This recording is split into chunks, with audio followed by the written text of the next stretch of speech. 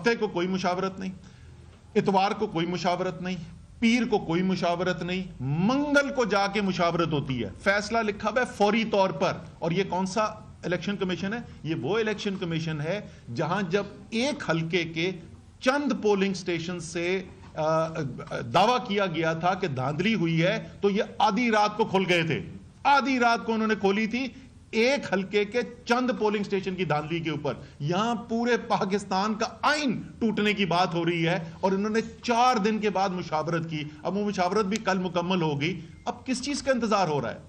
اب پہلے تو الیکشن کمیشن جو فیصلے کرتا رہا ہے ہمارے خیال میں، اور ہم دلیل کے ساتھ یہ بات کرتے رہے، اور ہائی کورٹس نے بار بار تواتر سے ہم سے اتفاق کیا کہ الیکشن کمیشن نے جو فیصلے کیے وہ قانون کے برخلاف ہے، اور ہائی کورٹ ان کے فیصلوں کو اوور ٹرن کرتی رہی ہے۔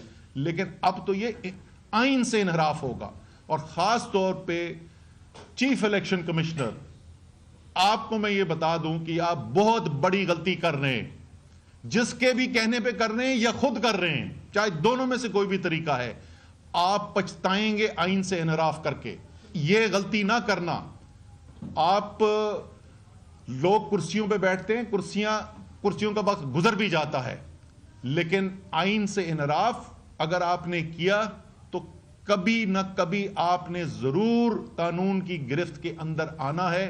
اس لیے پاکستان کی جمہوریت کو خطرے میں نہ ڈالیں، پاکستان کے آئین کو توڑنے کی سازش کے اندر آپ شریک نہ بنیں، اور فوری طور پر آپ تاریخ کا اعلان کریں اور ہم پاکستان کے سب سے بڑے صوبے کو الیکشن کے اندر لے کے جائیں۔ اس سلسلے میں سبطین خان اسپیکر پنجاب اسمبلی سے درخواست کروں گا کہ وہ آپ کو بتائیں کہ انہوں نے پہلے کس طریقے سے اس معاملے کو اٹھایا گورنر کے ساتھ، اور اب یہ آگے کس طریقے سے الیکشن کمیشن کے ساتھ اٹھانے جا رہے ہیں۔ جی بسم اللہ الرحمن الرحیم۔